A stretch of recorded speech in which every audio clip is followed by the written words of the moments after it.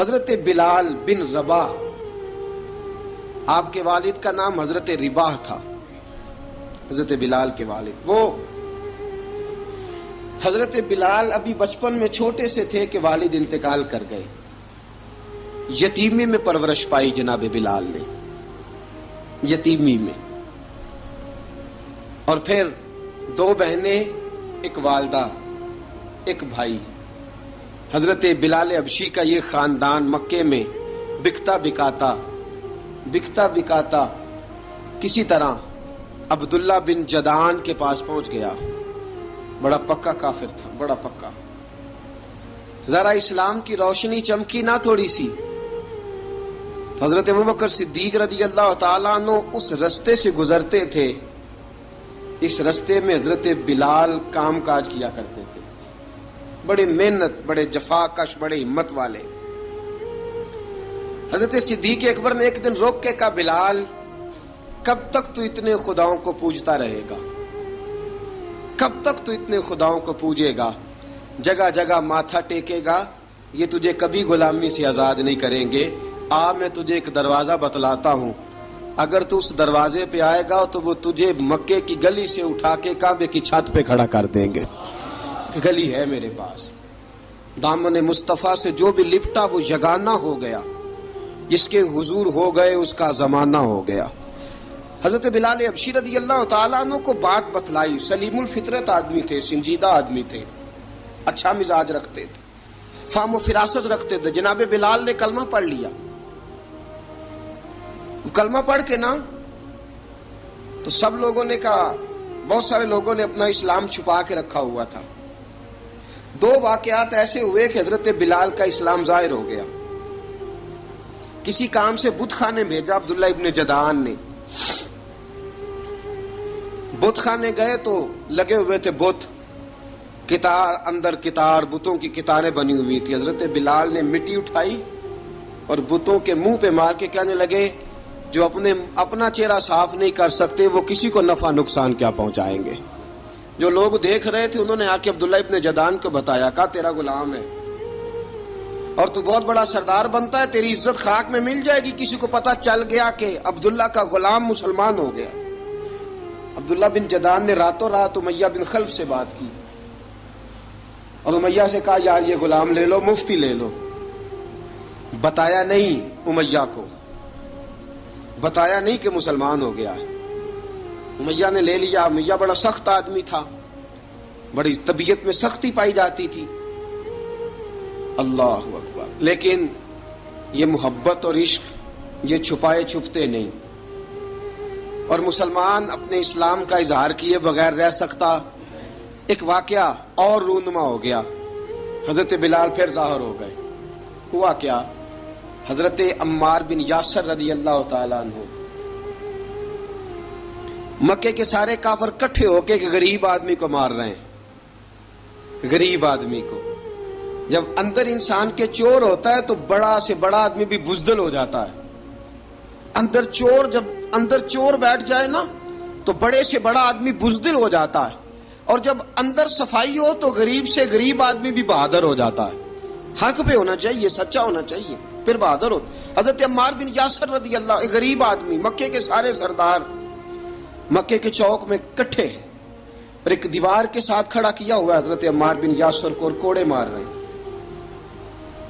زور زور سے کوڑے حضرت عمار بن یاسر رضی اللہ تعالیٰ عنہ کے بدن پہ لگتے ہیں، وجود لہو لہان ہے۔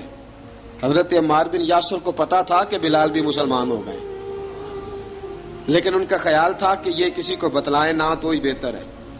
امیہ بن خلف آیا، سخت دھوپ تھی، جب کوڑے مار مار کے تھک گیا نا، ابو جال نے بھی مارا، ابو لہب نے بھی مارا، ابو سفیان نے بھی مارا، ابو البختری نے بھی مارا، اخنس بن شریک نے بھی مارا۔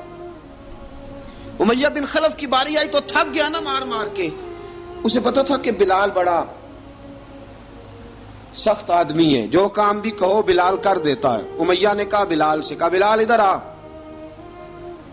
حضرت بلال گئے، کہا یہ کوڑا پکڑ اور اس کو مار۔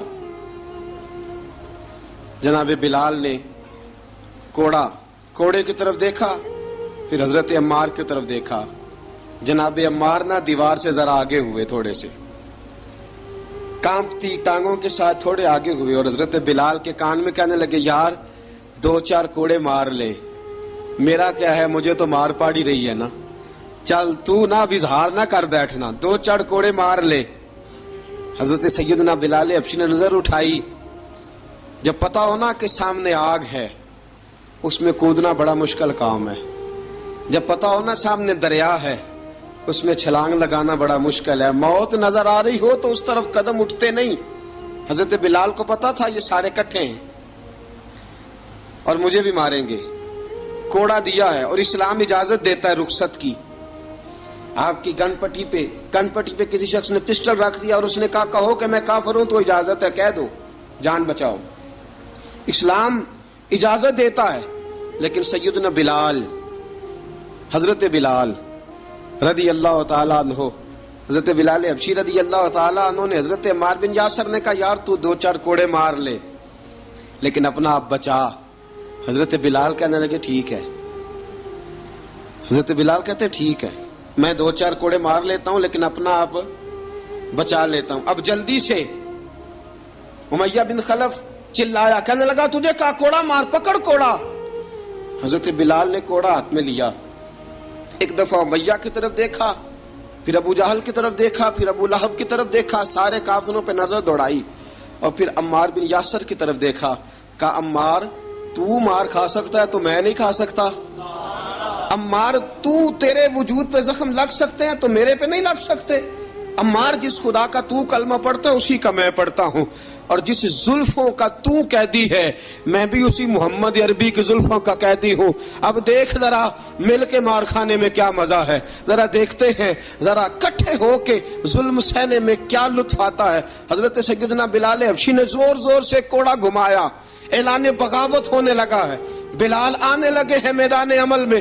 جناب بلال نے زور زور سے کوڑا گھمایا اور گھما کے دور پھینکا اور امیہ کی طرف دیکھ کے کہنے لگے یہ عمار اکیلا نہیں، اسے تنہا نہ سمجھنا، یہ اکیلا مار نہیں کھائے گا۔ اشہد ان لا الہ الا اللہ واشہد ان محمدا عبدہ ورسولہ، فرمایا تیاری کر کے نکلو، اب عمار اکیلا مار نہیں کھایا کرے گا، جب عمار مار کھائے گا تو اس کے ساتھ حصہ داری کرنے بلال بھی آیا کرے گا۔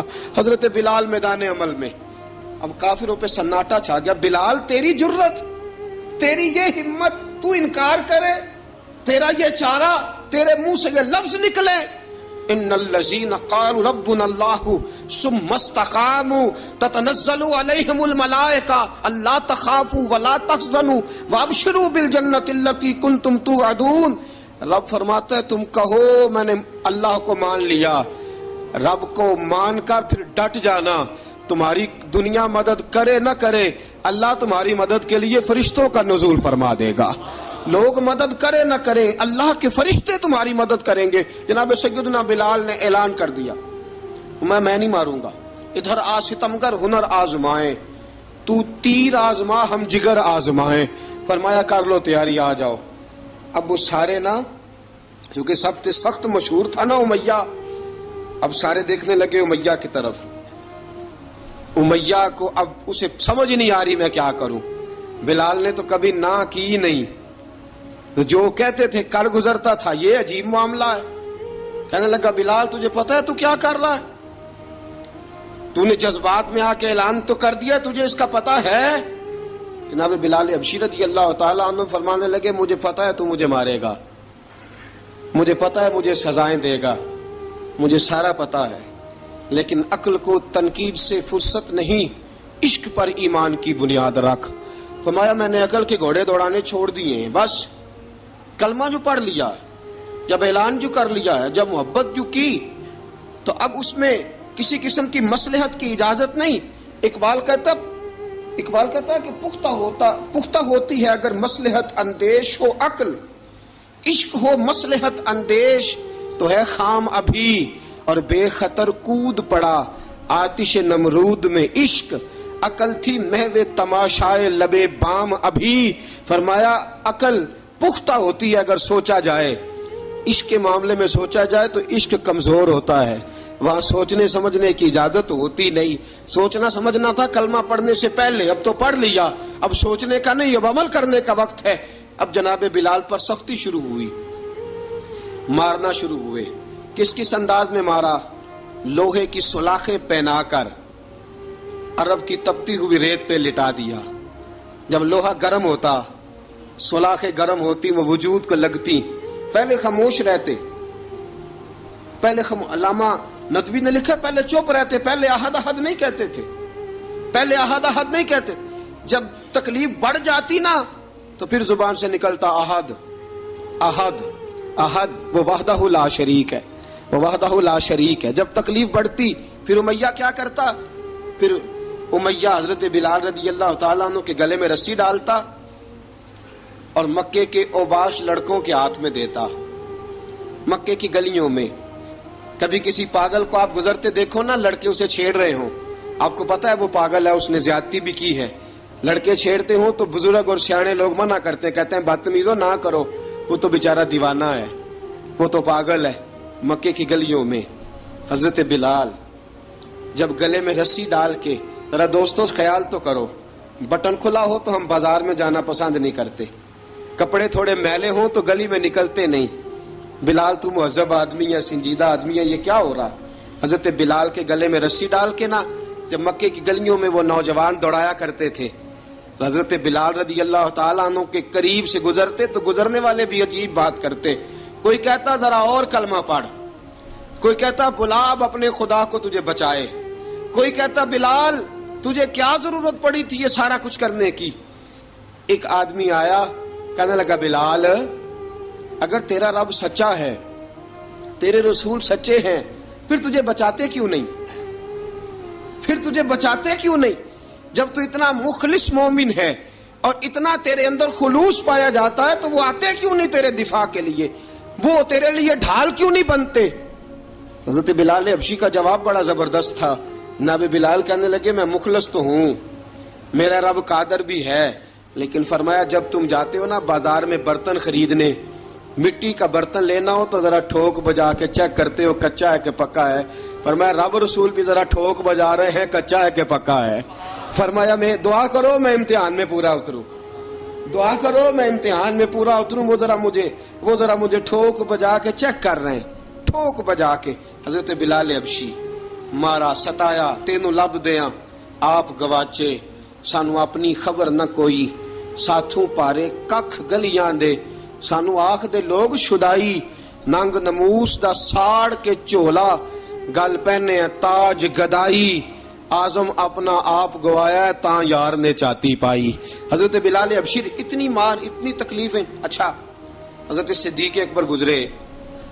اچھا ایک بات اور لکھی ہے سیرت نگاروں نے، وہ کہتے ہیں کہ ایک تو تھا نا جب تکلیف ہوتی تھی تو احد احد کہتے تھے، ایک جب کوئی کافر نظر آتا تھا نا اس طرح بندہ چڑھاتا نہیں کسی کو، جب کوئی بے ایمان کافر نظر آتا حضرت بلال کو تو آپ فرماتے احد احد احد، اللہ ایک ہے، اللہ ایک ہے، اللہ ایک ہے، اللہ ایک ہے. جب کوئی نظر آتا اب وہ مارتا، پھر آہستہ آہستہ وظیفہ پاک گیا، پھر سارا دن احد احد چلتا رہتا، سارا دن احد احد چلتا رہتا. حضرت صدیق اکبر گزرے قریب سے، بڑی تکلیف ہوئی. جناب ابو بکر صدیق رضی اللہ تعالیٰ عنہ نے کہا بلال اونچی ذکر نہ کیا کر، آہستہ کر لیا کر، اونچی آواز میں مارتے جو ہیں تجھے تو اس طرح کر، ذرا ذکر دو ہے نا، ایک ذکر جلی ہے ایک ذکر خفی ہے، تو دل میں ذکر کر لیا کر، اونچا نہ کیا کر، مار سے تو بچ جا. بلال نے کہا ٹھیک ہے، آپ نے جو نسخہ دیا اس پہ عمل کروں گا. 2 دن حضرت بلال حبشی نے دل میں ذکر کیا، مار ہی نہیں پڑی، مار ہی نہیں پڑی. جفا جو عشق میں ہوتی ہے، اقبال کہتا ہے جفا جو عشق میں ہوتی ہے وہ جفا ہی نہیں، ستم نہ ہو تو محبت میں کچھ مزہ ہی نہیں. حضرت بلال کو مارنا نہ پڑی، 2 دن مار نہ کھائی تو تیسرے دن امیہ داخل ہوا تو کہنے لگے احد احد احد. اس نے پھر پکڑ لیا درہ، پھر اٹھایا کوڑا، پھر لگا مارنے. جناب حضرت بلال حبشی رضی اللہ تعالیٰ عنہ کو مار پڑ رہی ہے. جناب صدیق اکبر گزرے، کہا بلال تجھے منع کیا تھا، تو پھر شروع ہو گیا ہے. کہا حضور آہستہ ذکر کرنے میں مزہ ہی نہیں آتا، یہ مجھے مارتے نہیں، کسی کو کیا پتا چلے گا کہ بلال پہ سختیاں ہو رہی ہیں. حضرت بلال حبشی. اب سیدنا صدیق اکبر فرماتے ہیں کہ رسول پاک گزرے، بلال کو مار پڑ رہی تھی. میرے حبیب پاک کی آنکھوں میں آنسو آ گئے. بے خبر ہو جو غلاموں سے وہ آقا کیا ہے. حضور کی آنکھوں میں آنسو, اور حضور نے دعا فرمائی کہ یا اللہ میرے بلال کو نجات دے دے, یا اللہ میرے بلال کو نجات دے دے. رسول پاک یہ کہہ کے گزر گئے.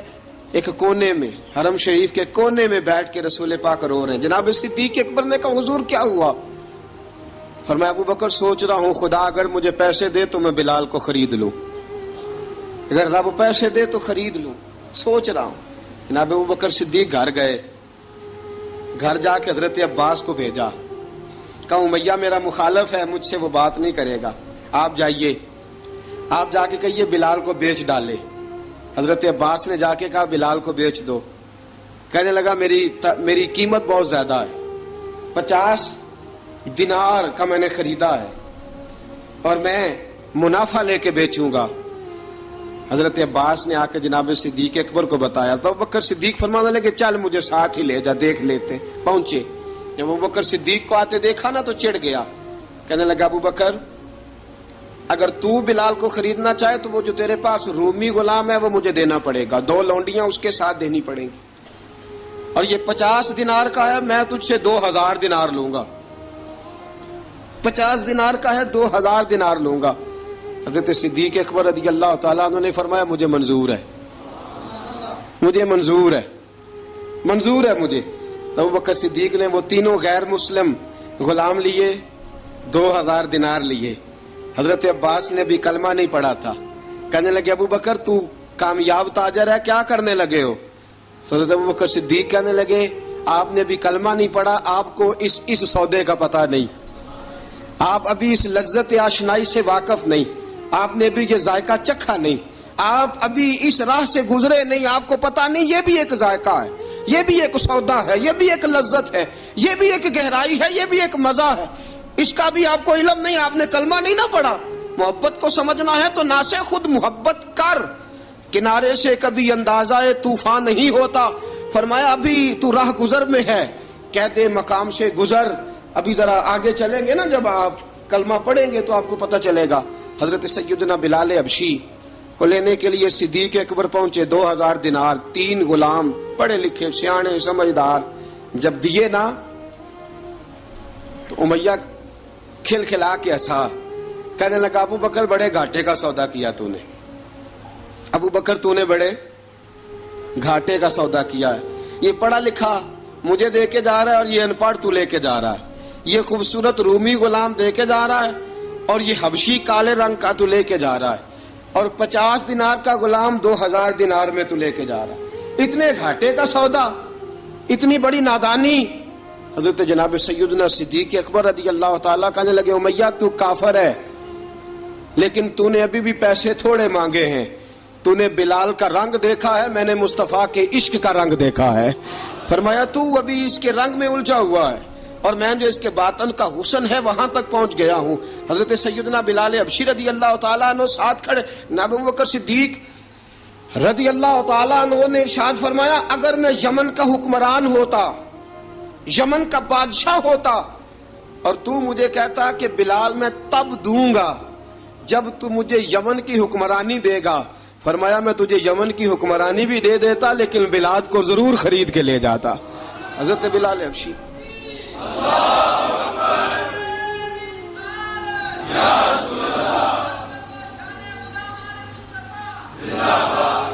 جناب سیدنا بلال حبشی.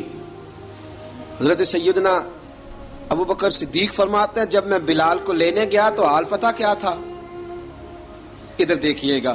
فرماتے ہیں کہ ٹانگیں اوپر کر کے نا, جس طرح آدمی رکوع میں بیٹھتا ہے اس طرح کر کے نا ٹانگیں, اور سر پھر زمین کو لگا کے اس طرح سجدے میں آپ جاتے ہیں, لیکن بالکل ٹانگوں کے ساتھ سر رکھ کے. فرماتے ہیں 4 بھاری چکیاں ریت پہ حضرت بلال تھے, ان کے اوپر چکیاں رکھی ہوئی تھی, اور فرماتے ہیں حضرت بلال تھوڑی تھوڑی حرکت کرتے تھے تو وہ چکیاں جسم کے ساتھ لگتی تھی نا, پارٹ ان کے. فرماتے ہیں زخم بن گئے تھے, خون نکلتا تھا. فرماتے ہیں میں نے وہاں سے جا کے حضرت بلال کو نکالا, پیسے دیے, لے کے آیا تو جناب بلال کہنے لگے جلدی جلدی چلو حضور کے پاس, ذرا جلدی جلدی چلو, در مصطفیٰ پہ جلدی کرو. تو جناب سیدنا بلال حبشی رضی اللہ تعالیٰ عنہ کے جواب میں حضرت ابوبکر صدیق کہنے لگے بلال جلدی نہ کر، جب میں آیا تھا تو حضور تیرے لیے آنسو بہا رہے تھے، اگر تجھے اس حالت میں زخمی دیکھیں گے تو میرے مصطفیٰ کو اور زیادہ رونا پڑے گا، تو میرے ساتھ گھر چل، میں تجھے کپڑے پہناتا ہوں، میں تیرے زخموں پہ پٹی کرتا ہوں۔ حضرت ابوبکر صدیق مزاج شناسائے نبوت تھے نا، فرمایا چل میرے ساتھ، میں ذرا تیری مرہم پٹی کر لوں، میں ذرا تیرا منہ دھو ڈالوں، میں ذرا تجھے کنگھی کر لوں، تو میرے ساتھ چل۔ جناب بلال فرماتے ہیں جب سے پیدا ہوا تب سے غلام تھا، کبھی کسی نے میرے کپڑوں کی فکر نہیں کی تھی، مجھے تو امیہ 4 دن روٹی نہیں دیتا تھا۔ فرماتے ہیں جب میں گیا ابوبکر کے ساتھ، ابوبکر صدیق نے ایک چٹائی بچھائی، صدیق اکبر چٹائی کے اوپر میرے ساتھ بیٹھ گئے۔ فرماتے ہیں ابوبکر نے تیل منگایا، وہ تیل میرے زخموں پہ، ابوبکر صدیق نے وہ تیل میرے سر پہ، میری داڑھی پہ، فرماتے ہیں پھر کنگھا کیا، پھر ابوبکر صدیق نے ایک جوڑا منگایا، وہ کپڑے مجھے پہنائے، ابوبکر صدیق نے پگڑی منگوائی، وہ پگڑی کھول کے میرے سر پہ بندھوائی۔ فرماتے ہیں ابوبکر نے مجھے تیار کیا، فرمایا تو آج جا رہا ہے در رسالت مآب پہ، در رسالت مآب پہ، آج تو پہنچ رہا ہے حضور کے دروازے پہ، بن کے جوگن مدینے نو جاواں گی میں، جو بیتی نبی نو سناواں گی میں۔ حضرت جناب سیدنا، اور وہ کسی شاعر نے تو بڑی شاندار بات کی، اس نے کہا بڑی امید ہے سرکار قدموں میں بلائیں گے، کرم کی جب نظر ہوگی مدینے ہم بھی جائیں گے، اگر جانا مدینے میں ہوا ہم غم کے ماروں کا، مکینے گنبد خضرا کو حال دل سنائیں گے۔ حضرت بلال حبشی رضی، ان کے دل میں بڑی امنگ تھی آج جاؤں گا در رسالت مآب پہ۔ ملا رومی لکھتے ہیں کہ جناب سیدنا صدیق اکبر نے سجایا سوارا، جناب بلال کے آنسو رکتے ہی نہیں، کہا باپ ہوتا ہے جو خدمتیں کرتا ہے، میں نے آنکھ کھولی تو باپ کا سایہ تو میں نے دیکھا ہی نہیں، اور فرمایا ماں تھی تو ماں جب بھی میں کام کر کے آتا تھا تو مجھے دیکھ کے میری اماں بس رو دیا کرتی تھی، 2-3 بہنیں تھیں، اور حضرت بلال فرمانے لگے ان بہنوں کو میں دیکھتا تھا تو وہ میرا حال دیکھ کے روتی تھی، اور جب وہ مجھے دیکھتی تھی تو میں رو دیا کرتا تھا۔ فرمایا ابوبکر میں نے تو یہ رنگ ڈھنگ دیکھے نہیں جو آج تو مجھے دکھا رہا ہے۔ جناب سیدنا صدیق اکبر رضی اللہ تعالیٰ عنہ بنا سوار کے نا حضرت بلال کا ہاتھ پکڑ کے سینے پہ رکھا، جناب بلال ہجکی لے کے روئے۔ حضرت ابوبکر صدیق نے فرمایا جتنا رونا یہاں رو لے، میں کائنات کے آنسو دیکھتا ہوں لیکن جب نبی کی آنکھوں میں آنسو دیکھتا ہوں تو دیکھے نہیں جاتے، فرمایا یہاں رو لے، حضور کے دروازے پہ جا کے تیری آنکھ میں آنسو نہیں آنا چاہیے، بہا جتنے آنسو بہا سکتا ہے۔ حضرت بلال حبشی بھی روئے، جناب صدیق اکبر بھی روئے۔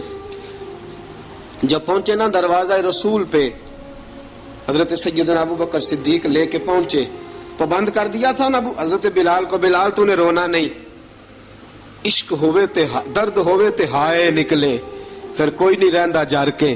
حضرت سیدنا بلال حبشی کو لے کے پہنچے در مصطفیٰ پہ، رسول اکرم صلی اللہ تعالی علیہ وسلم نے ایک نظر حضرت بلال پہ ڈالی، جناب بلال نے یوں آنکھ ملائی تو سر جھکا لیا، وعدہ کیا تھا نا رونا نہیں، سر جھکا لیا۔ اب دوسری نظر نبی کریم صلی اللہ تعالی علیہ وسلم نے جب اٹھائی نا حضرت ابوبکر صدیق کی طرف، تو حضور نے فرمایا صدیق تیرا شکریہ، ابوبکر اللہ تجھے جزا دے۔ جب رسول پاک کی زبان سے یہ لفظ نکلے تو جناب صدیق اکبر نے ہاتھ اٹھائے، یوں ہاتھ باندھے جب رسول پاک کے سامنے، تو سب سے زیادہ آنسو ابوبکر صدیق کے اپنے نکل گئے۔ کہا یا رسول اللہ میں غریب بے نوا، تو امیر حرم، تو کجا من کجا۔ کہا حضور یہ شکریہ کے لفظ، یا رسول اللہ میں کہاں اور آپ کا شکریہ کہاں۔ نبی پاک صلی اللہ علیہ وسلم نے فرمایا ابوبکر کاش تو تھوڑے سے پیسے میرے بھی ملا لیتا، بلال کو خریدنے میں میرا بھی حصہ ڈال لیتا، میں چاہتا تھا۔ ابوبکر پھر روئے، کہا یا رسول اللہ میرے پیسے کس کے ہیں؟ آقا میں بھی آپ کا، یہ بھی آپ کے۔ جناب سیدنا بلال حبشی رضی اللہ تعالیٰ عنہ کی طرف حضور نے دیکھا تو فرمایا بلال آ یار ذرا سینے سے تو لگ جا۔ اب حضرت بلال دوڑے، جب رسول پاک کے سینے سے لگے تو ایک جملہ میرے محبوب کی زبان سے، فرمایا بلال تو نے بڑی سختیاں برداشت کی ہیں، تجھے میرا اللہ ہی جزا عطا فرمائے گا، تو نے بڑے دکھ دیکھے ہیں۔ اب سیدنا بلال تڑپے، رسول پاک صلی اللہ تعالی علیہ وسلم بھی روئے۔ حضور نے اپنے ساتھ بٹھا لیا سیدنا بلال کو، حضور نے گھر پیغام بھیجا، فرمایا ختیجہ گھر میں کچھ ہے تو بھیجو، بلال آیا ہے۔ اب حضرت خدیجہ الکبریٰ اندر سے کیا آواز دیتی ہیں؟ کہتے ہیں حضور مبارک ہو، اللہ نے بلال کو آزادی عطا فرما دی۔ وفاشار بیوی اندر سے۔ اب حضرت سیدنا زینب رضی اللہ تعالی عنہا، میرے محبوب کی شہزادی، چھوٹی سی عمر ہے، ایک برتن کے اندر کھجوریں لے کے آئیں، ایک برتن میں کھجوریں۔ اب لا کے جب کھجوریں رکھی نا تو سیدنا صدیق اکبر نے ہاتھ بڑھایا کھجوریں اٹھانے کے لیے تاکہ میں دوں۔ حضور نے فرمایا نہ ابو بکر، بلال پہلے دن آیا ہے، پہلے تو نے جتنی خدمت کرنی تھی تو گھر کر کے آیا، میری باری ہے۔ حضرت بلال حبشی فرماتے ہیں کائنات میں نے اتنا پیار کبھی دیکھا ہی نہیں تھا۔ 30 سال سے زیادہ میری عمر تھی، مجھے تو کبھی کسی نے پاس بٹھا کے کھانا کھلایا ہی نہیں۔ فرماتے ہیں رسول پاک سخت سخت کھجوریں سائیڈ پہ کرتے، اندر سے نرم کھجور نکالتے، اس کھجور سے تھوڑا سا چھلکا جدا کرتے، فرماتے ہیں پھر اس کو توڑتے، اس کے اندر سے وہ گھٹلیاں اتار کے حضور ایک سائیڈ پہ کرتے، وہ نرم کھجور رسول جب میری طرف بڑھاتے، حضرت بلال فرماتے ہیں بھوک تو بڑی تھی لیکن آج بھوک ساری بھول گئی تھی۔ آج مجھے یوں لگتا تھا جیسے میں زمین پہ نہیں عرش کی بلندیوں پہ بیٹھا ہوا ہوں۔ آج لگتا تھا کائنات کی ساری نعمتیں، ساری رحمتیں، سارا کرم، ساری عطا، سارا فضل، ساری عنایتیں میری جھولی میں گھر گئی ہیں۔ فرماتے ہیں رسول پاک صلی اللہ تعالی علیہ وآلہ وسلم نے مجھے بڑے محبت سے بٹھایا، حضور علیہ السلام نے محبت سے کھلایا، دودھ پلایا۔ فرماتے بڑا پیار کر کے نا تو جناب سیدنا صدیق اکبر نے کہا حضور بلال کی ڈیوٹی کیا ہوگی؟ حضور بلال کی ڈیوٹی کیا ہوگی؟ حضرت بلال کہنے لگے حضور میں فارغ رہنے کا تو عادی نہیں، میں تو جفا کا آدمی ہوں، محنت کرنے والا، ڈیوٹی کیا ہوگی؟ رسول پاک نے فرمایا بلال یہ میرا گھر ہے، آج کے بعد میرا نہیں یہ تیرا گھر ہے۔ فرمایا میں مصروف ہوتا ہوں تبلیغ کے کاموں میں، گھر کیا لانا ہے وہ تیری ذمہ داری ہے، کہاں سے لانا ہے وہ بھی تیری ذمہ داری ہے، پیسے کہاں سے آئیں گے میں تجھے بتلاؤں گا، کہاں لگانے ہیں تجھے ایک دفعہ بتاؤں گا، پھر تو لایا کرے گا، تو ہی لگایا کرے گا۔ فرمایا میرا پرسنل سیکٹری بن کے رہے گا، تو خاص مقام تجھے دیا جائے گا۔ حضرت سیدنا بلال حبشی رضی اللہ تعالی عنہ کو رسول اکرم صلی اللہ تعالی علیہ وسلم نے اس کام پر مقرر فرما دیا۔ اب دیکھیے حضرت بلال رضی اللہ تعالی عنہ جب در مصطفیٰ صلی اللہ تعالی علیہ وسلم پر پہنچ جاتے ہیں، اور پہنچنے کے بعد کیا مسئلہ ہے جی، کیوں نہیں چل رہا؟ درود پاک پڑھیے الصلاۃ والسلام علیک یا کی گل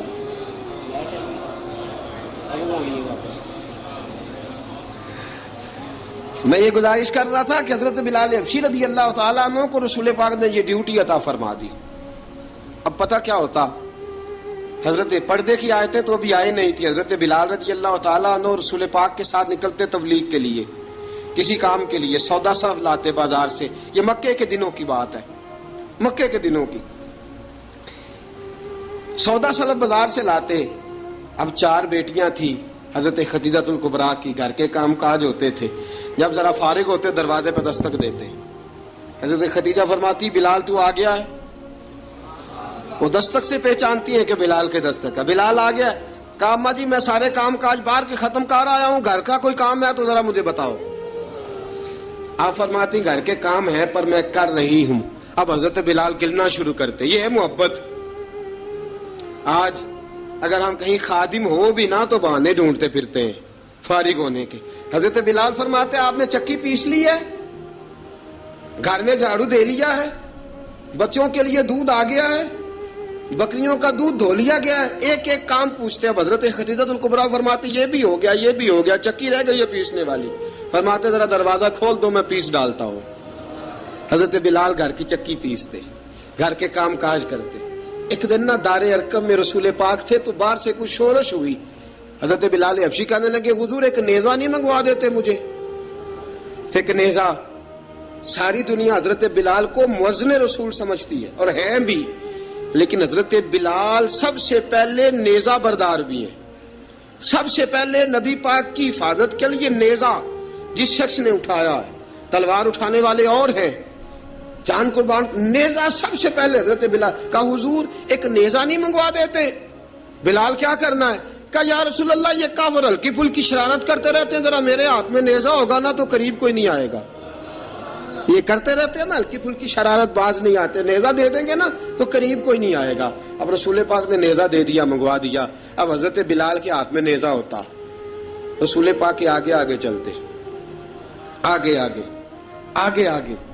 نبی کریم صلی اللہ تعالی علیہ وآلہ وسلم دار ارقم میں جا کے تبلیغ کا کام شروع کرتے تو حضرت بلال دروازے پہ نیزہ لے کے کھڑے ہو جاتے. حضور نے فرمایا بلال تو ادھر کھڑا ہو گیا. یا رسول اللہ انشاءاللہ جب تک میں کھڑا ہوں اندر کوئی کافر آ نہیں سکتا، اندر کوئی نہیں آئے گا، میں محافظ بن کے کھڑا ہوں. حضرت بلال حبشی رضی اللہ تعالیٰ عنہ نے ہمیشہ، اور یہ نیزہ ہمیشہ پاس رکھا، بدر میں بھی، احد میں بھی، تبوک میں بھی، یرموک میں بھی، خندق میں بھی. جب نبی پاک نماز پڑھانے کے لیے کھڑے ہوتے تو حضرت بلال نیزہ نبی پاک کے آگے گاڑ دیتے. یہ سترا بن گیا، اب کوئی آگے سے گزرے گا تو اسے تکلیف نہیں ہوگی، گناہ نہیں ہوگا، حضور کے آگے رکھ دیتے. حضرت بلال حبشی نے مکے کے 13 سال سابقون الاولون میں سے ہیں. قرآن کہتا ہے والسابقون الاولون من المہاجرین والانصار، فرمایا وہ جو پہلے سبقت لینے والے ہیں نا مہاجر اور انصار، پہلے جنہوں نے سب سے پہلے کلمہ پڑھا وہ مہاجر اور انصار جنہوں نے پہلے کلمہ پڑھا. اور فرمایا والذین اتبعوہم باحسان، اور وہ جنہوں نے احسان کے ساتھ ان کی پیروی کی، رضی اللہ عنہم ورضوا عنہ، فرمایا وہ اللہ سے راضی ہیں، اللہ ان سے راضی ہے، اللہ انہیں جنت میں داخل کرے گا جس کے نیچے نہریں بہہ رہی ہیں. ذالک الفوز العظیم، فرمایا یہ بہت بڑی کامیابی ہے پہلے کلمہ پڑھ لینا. حضرت بلال سابقون الاولون میں سے، پہلے کلمہ پڑھنے والے لوگوں میں سے. جناب سیدنا بلال حبشی رضی اللہ تعالیٰ عنہ نے پوری دلیری کے ساتھ کام کیا. اب آ گیا وقت ہجرت کا. رسول پاک صلی اللہ تعالیٰ علیہ وسلم نے حضرت بلال کو فرمایا بلال تو ہجرت کر جا مدینے کی طرف، چلا جا. حضرت بلال نے عرض کی حضور میں غلام ہوں، خادم ہوں، ہر حکم ماننا میری ڈیوٹی ہے، لیکن ایک عرض کرنی ہے صرف. حضور نے فرمایا بلال کرو. کہا یا رسول اللہ آپ مدینے آئیں گے نا، آپ آئیں گے مدینے؟ رسول پاک صلی اللہ علیہ وسلم مسکرا پڑے، فرمایا ہاں میں بھی آؤں گا. کہا حضور بس ٹھیک ہے بتائیں کب جانا ہے، بس اتنی سی بات ہے. آپ آئیں گے نا؟ حضور نے فرمایا آؤں گا. کہا ٹھیک ہے بتائیں کب جانا ہے. سرور کون مکان سیاح لا مکان صلی اللہ تعالی علیہ وسلم نے فرمایا بلال یہ 16 مرد عورتوں بچوں پر مشتمل 16 لوگوں پر مشتمل یہ قافلہ ہے. اس قافلے کے اوپر تجھے میں امیر مقرر کرتا ہوں، تو ان کو لے کے جائے گا مکے سے مدینے 250 کلومیٹر کا سفر، 250 میل کا سفر. حضرت بلال حبشی رضی اللہ تعالیٰ عنہ قافلے کے امیر بن کے، سخت گرمی کا موسم، حضرت بلال کے ہاتھوں میں تلوار ہے، ایک ہاتھ میں نیزہ ہے، ایک ہاتھ میں تلوار ہے، تیر آپ نے پیچھے باندھ رکھے ہیں پشت پہ، اور آپ لے کے جا رہے ہیں، کبھی قافلے کے آگے، کبھی پیچھے، کبھی دائیں کبھی بائیں. وہ عورتیں اور بچے ذرا پریشان ہوتے تو حضرت بلال فرماتے پریشان ہونے کی ضرورت نہیں، ہمیں مصطفیٰ کریم نے بھیجا ہے، ہمیں نبی اکرم صلی اللہ علیہ وسلم نے بھیجا، میرا یقین بڑا مضبوط ہے، اور میں نبی پاک صلی اللہ علیہ وسلم نے بھیجا، فکر نہ کرو چلو. اب یہ قافلہ جا رہا ہے. حضرت بلال حبشی نے بخیر و عافیت سپہ سالار بن کر اس قافلے کو پہنچایا مدینے میں. اب مدینے پہنچا کے سارے لوگ مدینے والے مدینے میں لگ گئے اپنے اپنے کام. حضرت بلال پہلے دن ہی آ کے مدینہ منورہ سے باہر سرحد پہ کھڑے ہو گئے. کہا بلال ادھر کیا کر رہے ہو؟ کہا وعدہ کیا تھا یار نے آؤں گا دن ڈھلے، نبی پاک علیہ السلام نے وعدہ فرمایا تھا میں آؤں گا. اب میرا تو کام ہے نبی پاک کا انتظار کرنا، استقبال کرنا. حضرت بلال روز انتظار کرتے. رسول پاک تشریف لے آئے. حضور حکم کیا ہے؟ فرمایا مسجد بنانی ہے، مسجد قباء بن رہی ہے. تو سب مزدوروں سے زیادہ کام حضرت بلال نے کیا. مسجد نبوی کی تعمیر شروع ہوئی تو سب سے زیادہ کام حضرت بلال نے کیا. مسجد بن گئی. اب جناب اذان کا معاملہ شروع ہو گیا، مسلمانوں کو نماز کے لیے کیسے بلائیں؟ ایک صحابی کہنے لگے حضور ہم اوپر آگ جلایا کریں گے، جب آگ جلے گی تو لوگوں کو پتہ چلے گا نماز کا وقت ہو گیا. ایک نے کہا ہم بڑی دف منگواتے ہیں، دف بجائیں گے، نماز کا وقت ہو گیا. حضور نے فرمایا جاؤ صبح فیصلہ کریں گے. رات سے صحابہ سوئے. حضرت عبداللہ ابن زید رضی اللہ تعالیٰ عنہ اور حضرت عمر فاروق رضی اللہ خواب دیکھتے ہیں، خواب میں کوئی اذان پڑھ رہا ہے، اللہ اکبر اللہ اکبر اللہ اکبر اللہ اکبر. اذان پڑھنی چاہیے نا؟ کیا خیال ہے آپ کا؟ اذان آنی چاہیے نا؟ میں ویسے معذرت کے ساتھ کبھی کبھی ایسا ہوتا ہے کہیں جماعت کرانے لگے نا تو کسی سے کہنا تکبیر پڑھو، تو ایک دوسرے کو کہنا شروع کر دیتے ہیں تو پڑھ تو پڑھ. میں اپنے استادوں کے پاس جب ہم پڑھتے تھے، حضرت اویسی صاحب رحمۃ اللہ علیہ کے پاس، تو ہم پڑھ رہے تھے، سبق تھوڑا رہتا تھا، دیر ہو گئی کلاس کو، تو ایک لڑکا آیا تو استاد کہنے لگے اذان پڑھ. کہنے لگا جی مجھے شرم آتی ہے. تو استاد فرمانے لگے یار میں تو بڑا بشرم ہوں، 40 سال ہو گئے اذانیں پڑھ رہا ہوں، تمہیں شرم آتی؟ بڑا بے شرم ہوں، 40 سال سے اذان. کہنے لگا نہیں جی وہ والا معاملہ نہیں. فرمانے لگے یار گالی نکالتے وقت شرم آنی چاہیے، کسی کو برے لفظوں سے یاد کرتے وقت، کسی کا گلہ کرتے وقت، غیبت کرتے وقت، چغلی کرتے وقت، جھوٹ بولتے وقت، دغا اور فریب اور فراڈ کرتے وقت شرم آنی چاہیے. تجھے اذان دیتے وقت شرم آ رہی ہے. یہ ہمارا حال ہے. اذان آنی چاہیے، مشکل کام نہیں، سیکھنی چاہیے. میرے نبی کریم صلی اللہ علیہ وسلم نے فرمایا جس نے 40 دن تک اللہ کی رضا کے لیے 5 وقت کی اذان پڑھی، 40 دن صرف، فرمایا اللہ اس کے پچھلے سارے گناہ معاف فرما دے گا.